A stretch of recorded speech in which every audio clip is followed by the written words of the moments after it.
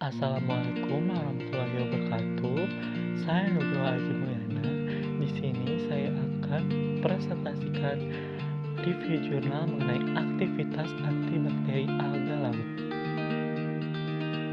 Organisme laut memiliki kapasitas untuk menghasilkan senyawa unik karena paparan lingkungan laut sangat berbeda, seperti suhu, kadar klorofil, salinitas, dan kualitas air. Walaupun wilayah laut merupakan 3/4 bagian dari bumi, namun masih termasuk salah satu dari sumber biologis yang kurang dimanfaatkan. Di antara organisme laut, alga laut merupakan sumber daya alam yang kaya akan senyawa dengan berbagai aktivitas biologis. Penelitian tentang potensi besar alga berkembang pesat, dan penelitian telah mengungkapkan bahwa alga laut menunjukkan berbagai aktivitas biologis. Dalam pengobatan tradisional, alga laut telah lama digunakan untuk keperluan pengobatan berbagai jenis penyakit seperti penurun panas, eksim, batu empedu, gondok, gangguan ginjal, dan gangguan perut. Dari hasil studi, ditemukan beberapa bakteri patogen yang telah resisten terhadap antibiotika ampicillin, cotrimoxazole, dan tetrasiklin. Sehingga sekarang ini banyak penelitian yang dilakukan untuk mengeksplor manfaat alga sebagai bahan dasar untuk obat-obatan. Maka dari itu, pemanfaatan alga laut dalam bidang farmasi selama ini masih terbatas, sedangkan potensi alga laut di Indonesia sangat besar. Potensi alga laut atau makroalga Indonesia sangat besar untuk dikembangkan lebih dalam lagi sebagai bahan baku obat. Penelitian ini ditujukan untuk mengetahui aktivitas antibakteri ekstra alga laut dan berbagai potensinya dalam bidang kosmetika.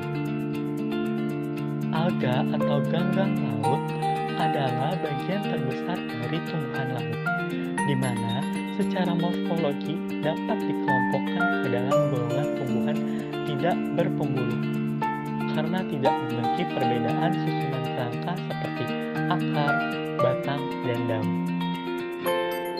Kandungan dan manfaat alga laut. Penelitian oleh Yanida pada tahun 2007 menunjukkan bahwa ekstrak Caloperas nemosa Var. Fusifera atau tuner berbeva bisa mengandung senyawa antibakteri yang dapat menghambat pertumbuhan beberapa bakteri seperti E. coli, Staphylococcus aureus, dan Bacillus subtilis. Berdasarkan hal tersebut, eksplorasi sumber daya alam yang dapat dijadikan sebagai senyawa antibakteri terus dilakukan untuk tetap menjaga ketersediaan senyawa antibakteri. Berdasarkan hasil review dari penelitian-penelitian yang dijadikan referensi, alga laut memiliki potensi besar dalam kosmetika. Manfaat alga laut dalam kosmetika diantaranya proteksi terhadap radiasi UV, antioksidan, regenerasi kulit, menghambat pembentukan melanin atau whitening agent, antibakteri, berperan dalam sintesis kolagen, pelembab dan penghidrasi kulit, serta antibakteri. Metode penelitian ini dilakukan dengan metode studi literatur dengan mengkaji beberapa artikel dan jurnal penelitian yang membahas mengenai potensi alga laut sebagai bahan baku kosmetika dan aktivitasnya sebagai antibakteri. Pengujian aktivitas antibakteri pada alga laut. Hasil ekstraksi dari alga diteteskan dengan menggunakan mikropipet sebanyak 100 mikroliter pada sumur yang telah dibuat pada media pembenihan bakteri. Pada sumur yang berbeda juga dimasukkan larutan antibiotik sebagai pembanding positif, yaitu ciprofloxacin.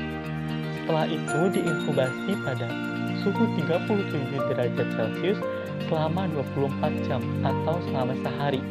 Apabila larutan uji menghambat pertumbuhan bakteri, maka akan terlihat zona terang di sekitar lubang sumur. Artinya, tidak terdapat pertumbuhan bakteri dari zona terang tersebut.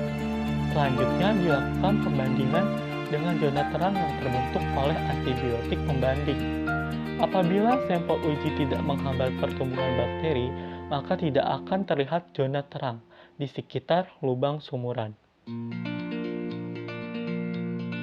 Hasil dalam pembahasan mengenai aktivitas antibakteri menunjukkan bahwa larutan uji dari alga C. racemosa memiliki aktivitas antibakteri pada 3 bakteri dari 5 bakteri uji yang diujikan.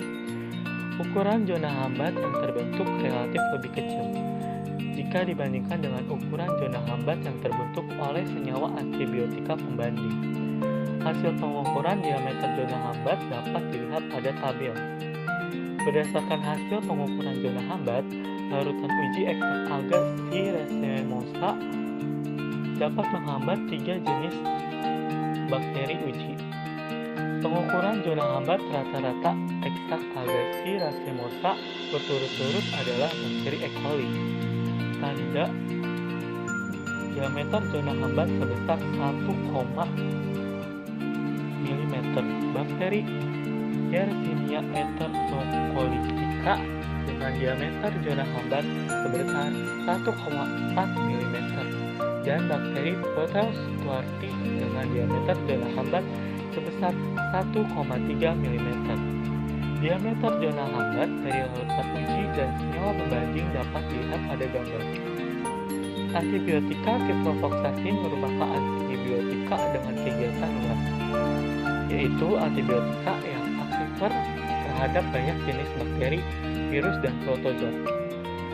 Aquades sebagai larutan kontrol dari sampel uji tidak menunjukkan adanya aktivitas antibakteri bila dibandingkan dengan ekstrak masing-masing jenis alga. Hal ini dapat dilihat dengan tidak adanya zona hambat yang terbentuk pada media bakteri sehingga Aquades sebagai larutan kontrol tidak ada pengaruhnya terhadap larutan uji ekstrak alga dalam pengujian aktivitas antibakteri ini. Penelitian mengenai potensi alga laut dan kandungan senyawa biologis sebagai bahan baku kosmetika. Penelitian membuktikan bahwa senyawa yang terkandung dalam berbagai spesies alga laut berpotensi untuk dimanfaatkan sebagai bahan baku kosmetika seperti pada tabel yang terlampir berikut ini.